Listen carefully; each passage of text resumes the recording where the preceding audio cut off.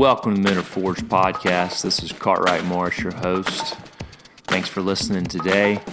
If you are interested in a coaching session with me, please log on to my website, menareforged.com, and you can click on schedule a free call, where if you got any questions actually about my coaching or even my course, you can schedule a call with me, and I'd happy to talk to you 5-10 minutes.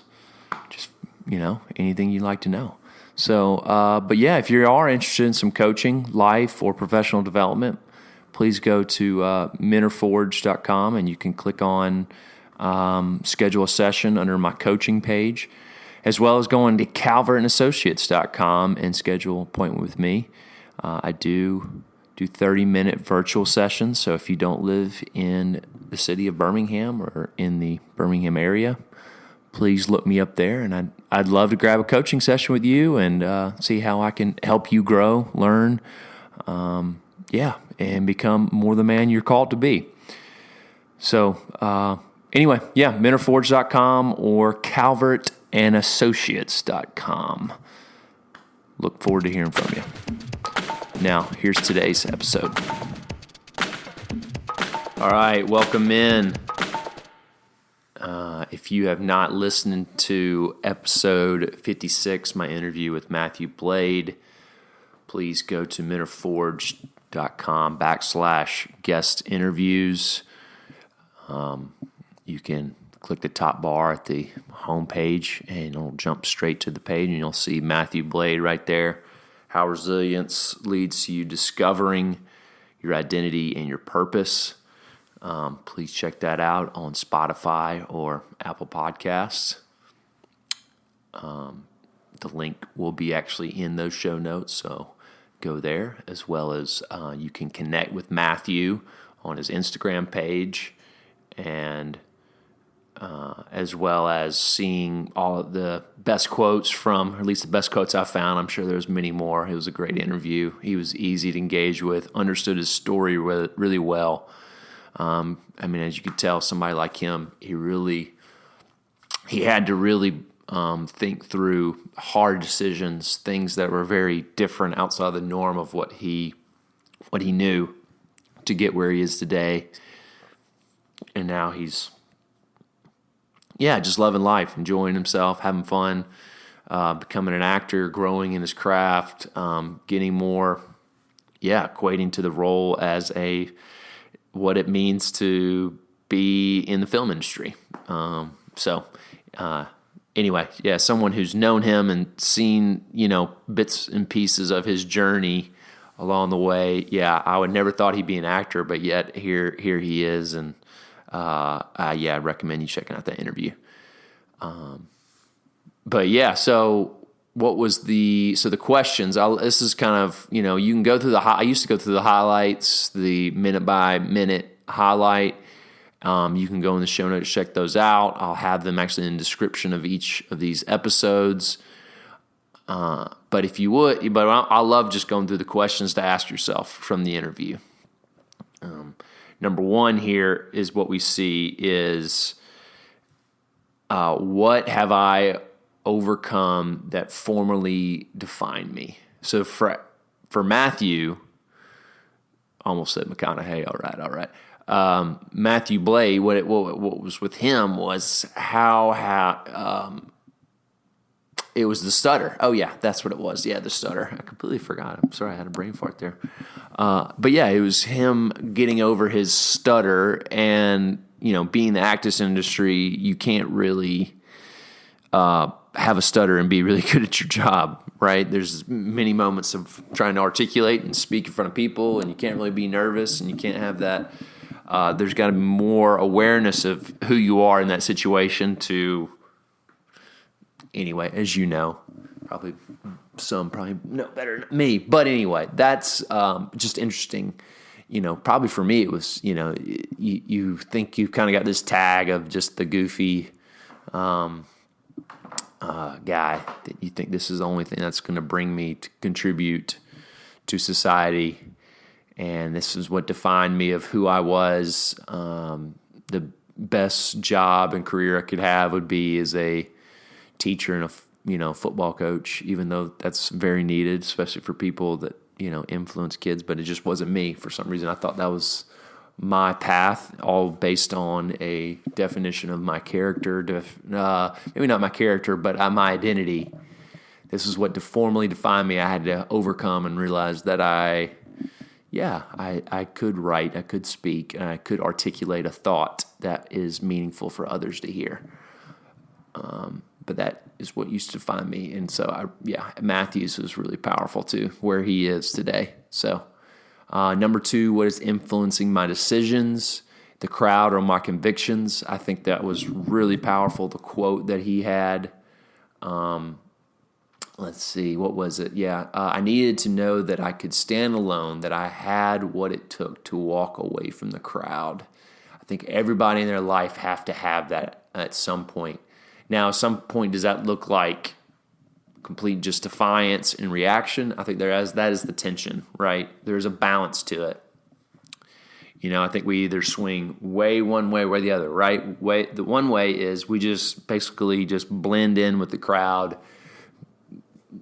live solely off of other people's opinions of us, try to mold and shape our life for what we think people would want for us or think we should do, what I'm supposed to do, all that language. Or we swing the complete opposite and we just react to it. And we just basically, as long as I'm doing the opposite of what I think people think I should do, then I'm living life, which is you're just still living according to what they think or what you think they think, right? You're not living your own life. You're not choosing your own convictions to guide your decisions. Like, what do I want to do? What do I know? Am I willing to be alone and actually figure that out? That's probably another thing that was really cool about Matthew's story, was his willingness to, he was living the off season up in really the middle of nowhere, California. I mean, if any of you have ever been to Etna, California, he lived there.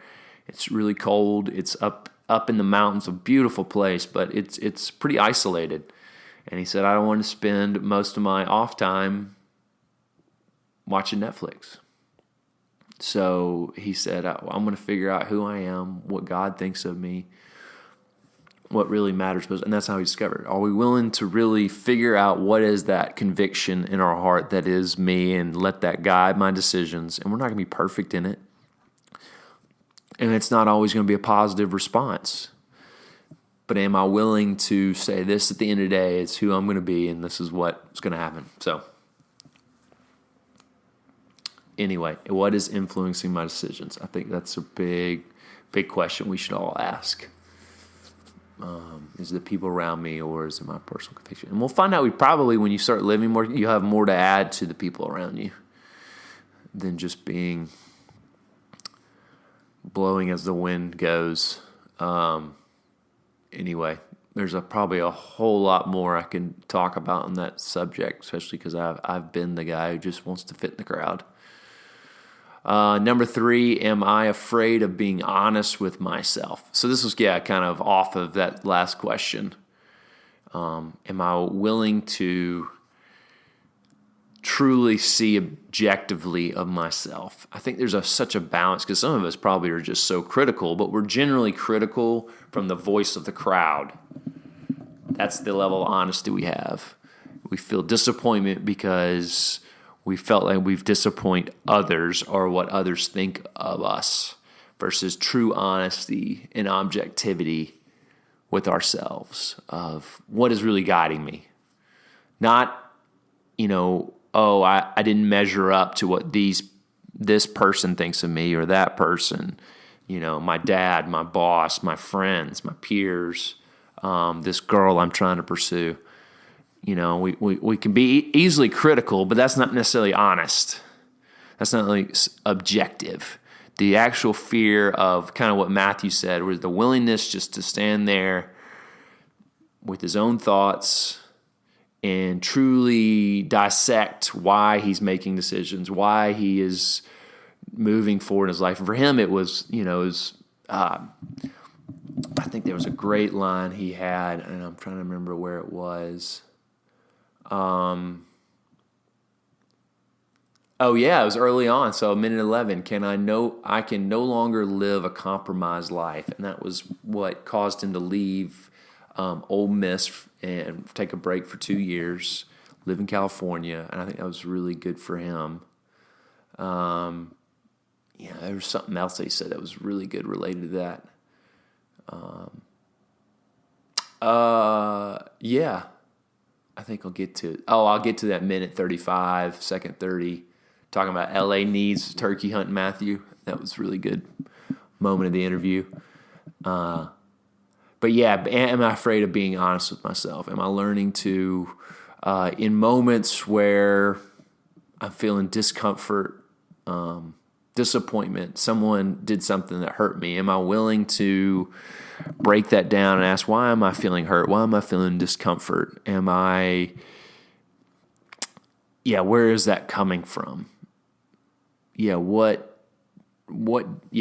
sitting there trying to think. I mean, generally, for me, what it was when I felt hurt, discomfort, it was either super critical, or I would try to pass blame on another person of why I was feeling that way. Granted, could have been 60% of the other person, 90%, yeah. But there was something in me that, like, I think that's what human nature we tend to do. Is like, I think that's how racism came about. Was somebody did something we didn't like, and we immediately put it off them because of their color, their skin, and versus like, oh, there's something in me that I'm not being honest with. There's a reason why I don't like it, and unfortunately, we have a lot of people in power who love to do that,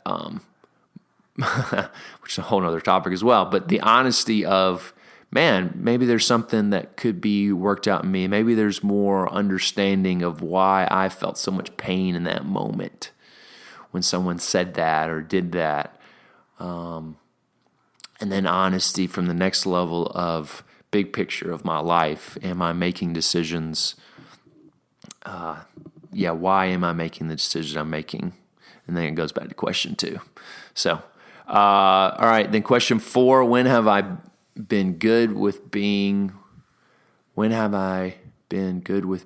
me when I expect opposition? Hopefully that question makes sense. I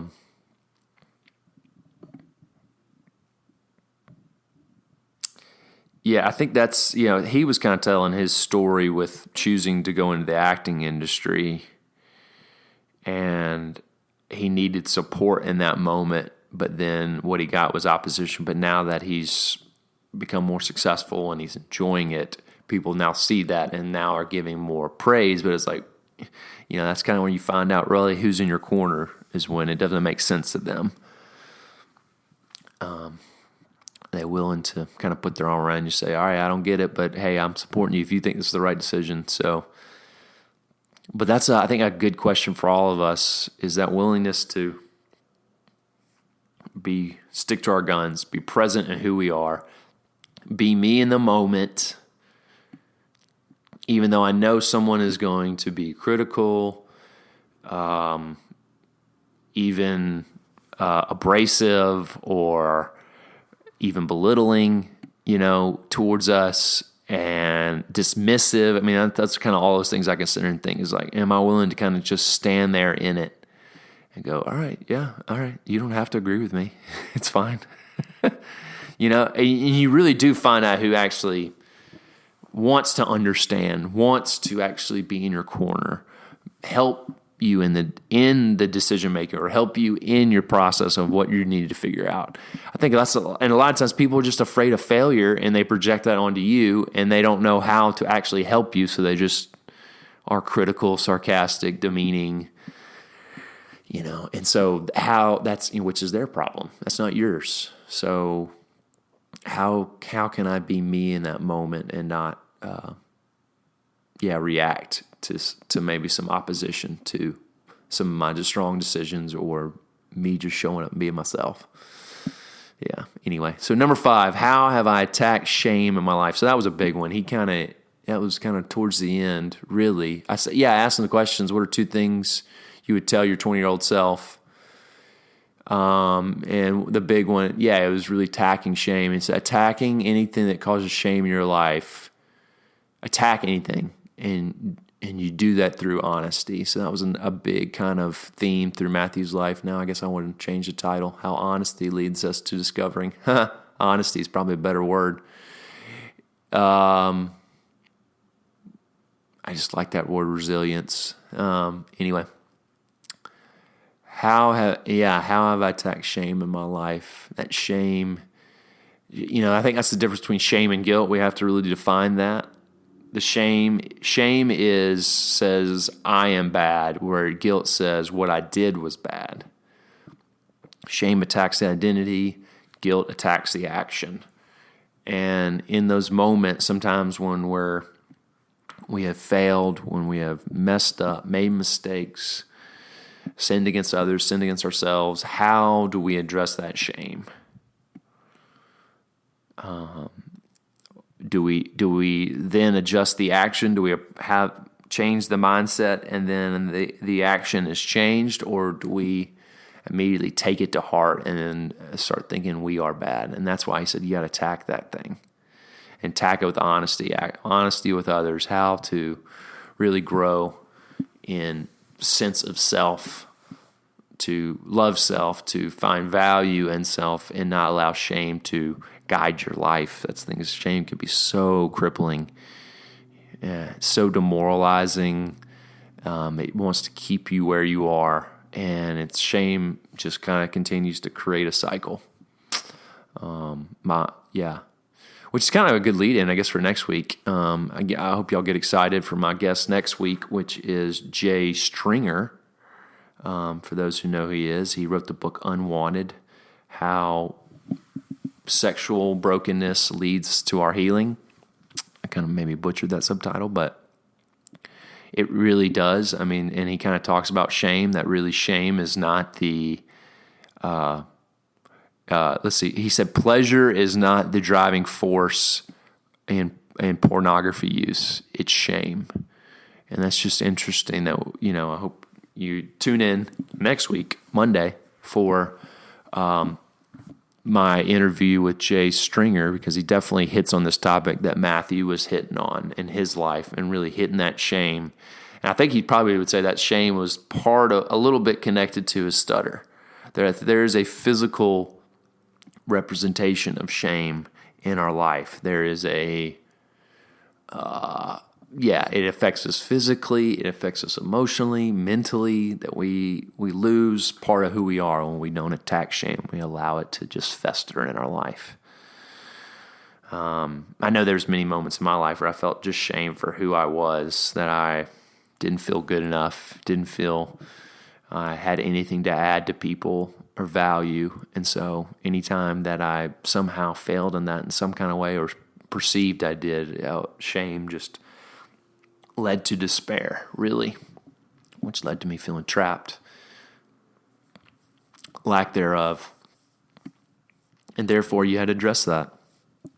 One way to help that was just being around a great group of people that, saw you for who you were and valued you more than what you thought you were valuable for value you for that in itself, who you are. And so, I just recommend y'all going on that journey, attacking shame, addressing those things, addressing your efforts, addressing your mindsets, and who you see yourself as.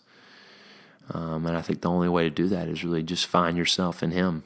I think you have to find who Jesus is. Answer that question, who is Jesus? When you find that, then I think you'll find yourself. It's a really, really powerful moment. So, all right, well, thank you all for listening. Please jump on MentorForge.com and check out all my episodes, as well as going to click the subscribe button. If you go to MentorForge.com, there should be a link you'll get a PDF of how to simplify your life, 3 simple things. It says in your 20s, but I think you could apply the other things in those if you're beyond your 20s. And subscribe to my mailing list and get up-to-date things for my podcast. And also go on Apple Podcasts and rate review. That'd be a huge help for me. Thank you.